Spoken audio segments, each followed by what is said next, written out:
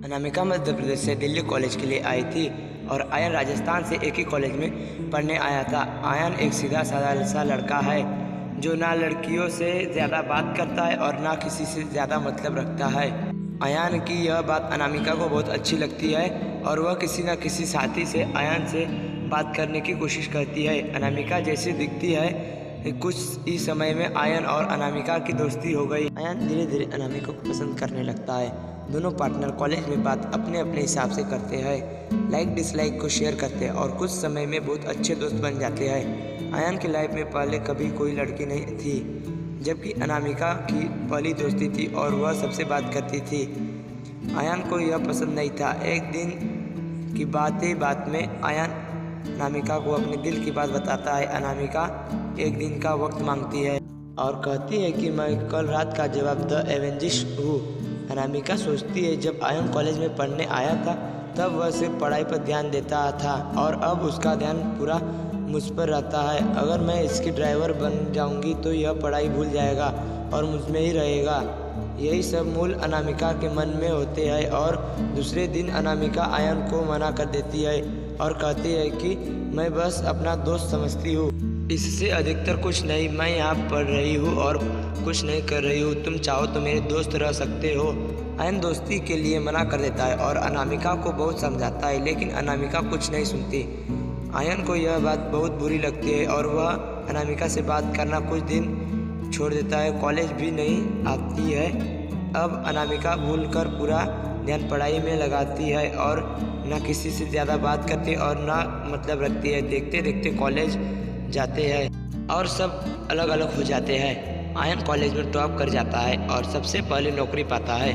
2-3 साल बीत चुका है, न आयन को अनामिका का पता रहता है और न अनामिका को आयन का कुछ पता रहता है।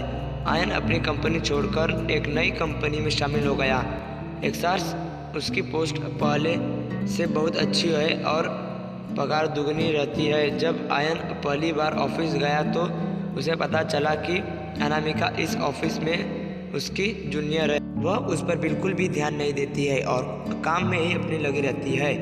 कुछ दिनों पहले दोनों एक दूसरे को जानते थे और एक दिन दोनों एक प्रोजेक्ट के लिए एक साथ बाहर आए थे। प्रोजेक्ट के बाद ना चाहते हुए भी आयन और अनामिका की बात ना चाहते हुए भी आयन और अनामिका की बात सामने आई है।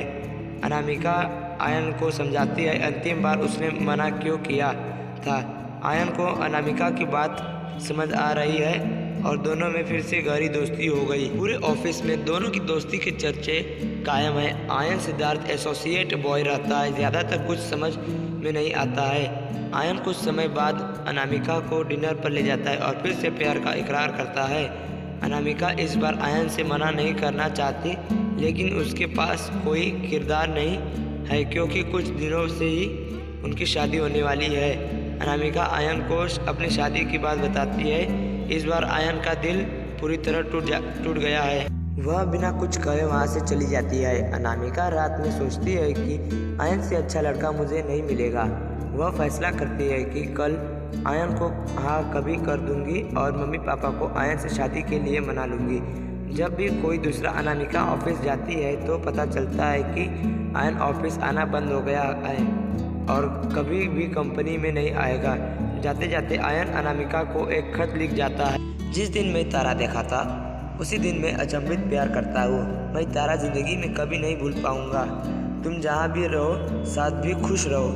अब इस जीवन में इस दर्द के साथ भी जिंदा दिल मुझे हमेशा ही प्यार हुआ और सिर्फ प्यार हुआ है। तुम मेरी ज़िंदगी में पहली बार और आखिरी बार लड़की हो।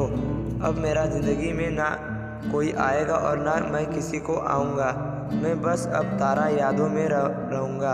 आज के बाद पूरी ज़िंदगी में हथियार कभी अपनी शक्ल नहीं दिखाऊँगा।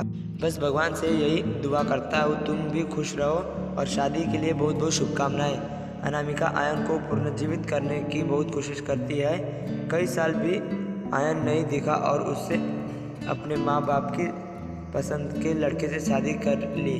इस तरह दोनों हमेशा हमेशा के लिए एक दूसरे से अलग हो जाते हैं और दर्द के साथ ज़िंदगी भर अपनी दोस्ती निभाते हैं।